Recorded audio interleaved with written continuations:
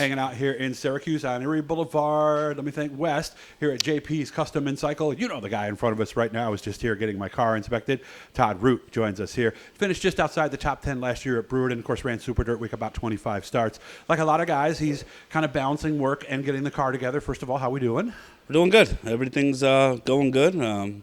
Business is good, starting to slow down a little bit for the holidays and regroup a little bit. There you go. So how was last year? You told me outside of a couple of bad weeks, it was a good season. Yeah, outside of a couple of bad weeks, we had a couple of bad DNFs, which part failure. Other than that, getting in the big block, I thought we made big gains, big strides, and thought towards the end of last year we had really good speed. So I know you were thinking you might get out with a small block, but it sounds like, at least at this time, coming up on Christmas, the small block looks like that should happen as well as the big block next year. Yeah, we're going to put two cars together. We're going to put a brand new big block together to run next year, and then last year's car, which is still pretty good. We're going to service that, put a small block in it, and I'm going to run some shows with that, and I think we're going to put my nephew Nicholas a few shows in that too. So we'll get back to Nick in just a minute, 'cause we were actually talking about him a few minutes ago before we hit this. So nice situation then, since the other car was pretty much good from Super Dirt Week. Really not much to do to that, is there? No, we went through it pretty good right before Dirt Week and rebuilt a lot of things to get it ready for Dirt Week. So that car really don't need a lot, just needs a small block put in there and a couple little odds and ends, and that thing will be buttoned up, ready to go. Yeah, take out the sump tank, take out the lines, put them on the other car. So this is brand new car that's going to have brand new everything on it, the big block for next year? Yep, just picked up a brand new Bicknell Saturday, frame and body, and we're going to build it all brand new and hopefully have it done somewhere in March. So is the other car then sitting in the trailer and the new car's in the shop? How do you have room for both of them in your shop or no? Well, when the wife's car's not in there, yeah.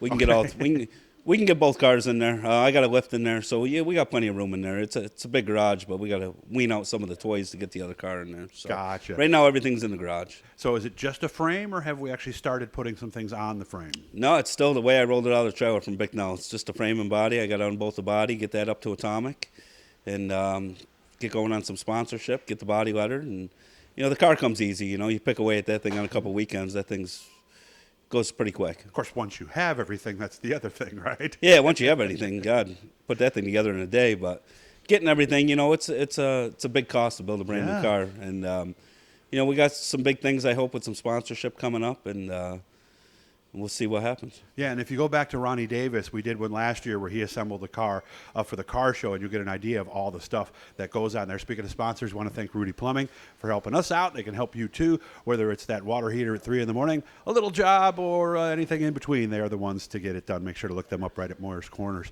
So what do we have now that can go on that car? Are we starting to put everything together? We got like the motor plate and stuff like that. We got the brake lines in it. We got a brand new rear end, brand new tranny. I got a seat coming from Prego. Okay. Scott just did a couple tubes for the rear end for me yesterday. So we got quite a bit of things ready to go on it. And, it's a big thing. We still got to get a steering box and radiator and some stuff like that. And, right now we got the engine out getting freshened. And, I figured by the middle of January we should have everything, put it all together, and start picking away at it. Do you like to do a little at a time, or do you like to do like what Ronnie did, get everything first and then do it in a day? Well, it all depends on what you got first. If you got the main drivetrain stuff, where that's kind of the first part that you gotta put together for the rest of the car goes together. You can wait on the fire bottle and the hubs and all that, but you got to have the big stuff, and the big stuff's the expensive stuff. So yeah, then the little things, radiators, body, all that stuff. It all adds up. They're $35,000-$40,000 roller. I mean, they don't lie about that. So. Yeah, they're not getting any cheaper, are they? No, and everybody's going up first of the year again. Another 5-10%. Tires are going up. So, trying to get some stuff picked away before the new year to some of the bigger stuff. So, are we getting close to 100,000 now? Because I know even a top-notch sportsman is over 60.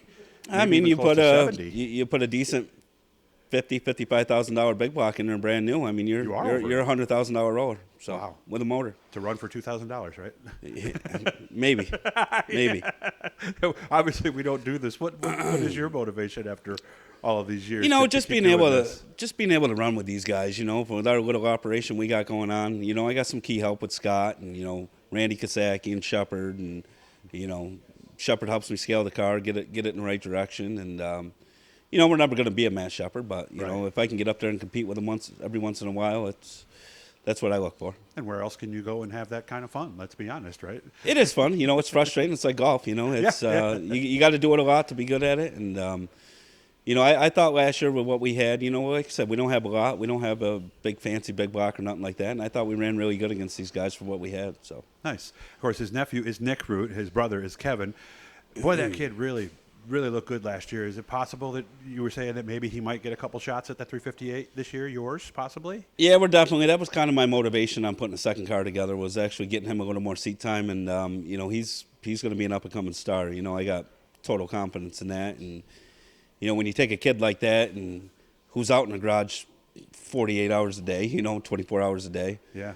He lives, that's what he does. He always tinkering with something, and very humble. Mm-hmm. The kid. I noticed that. No disrespect. Yeah. He knows when he's at fault. He runs really clean, and he really improved last year. And, I think next year he's going to be one of the top sportsman guys to beat. So. I've had a theory for a bunch of years. I wanted to run by you and see what you think.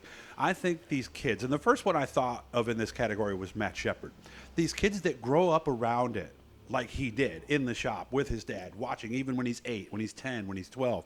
I think they learn stuff they don't even realize they're learning. So when they get in the car, they catch on so much faster. Do you believe that? Absolutely. You gotta, that's what makes Matt, that's what separates Matt from the rest of it. Yeah. Matt knows how every part of that race car works. He can feel every corner of it. So when you can grow up seeing like Nicholas being able to watch how the cars are on the racetrack, what the composure is of the race cars, you can implement that into the, your driving. And, Nick just picked it right up right from the get-go, and like I said, I'd roll out of the camper at Dirt Week and Nicholas was already car unloaded, He's first car in the pit, tires off it, working on it. That's very, very humble kid. He's going to be a force to be reckoned with here in a couple of years. Well, thank you for all your help, Todd. And a lot of you guys gave me good advice on getting a car. And, boy, I got to tell you, if you're looking for something, go up and see Frankie and everybody up there at FX Capera Honda up in Watertown. Thanks as always, man. And please keep in touch. I'll make sure I come down here soon and see you, whether I got to have something done to the car or not, okay? Perfect. I appreciate it. Hit the subscribe, hit the likes, leave a comment if you like. And we're going to try to get back to doing some stuff now that life is getting a little bit back to normal for us as a family. You take care, Todd. Thank you.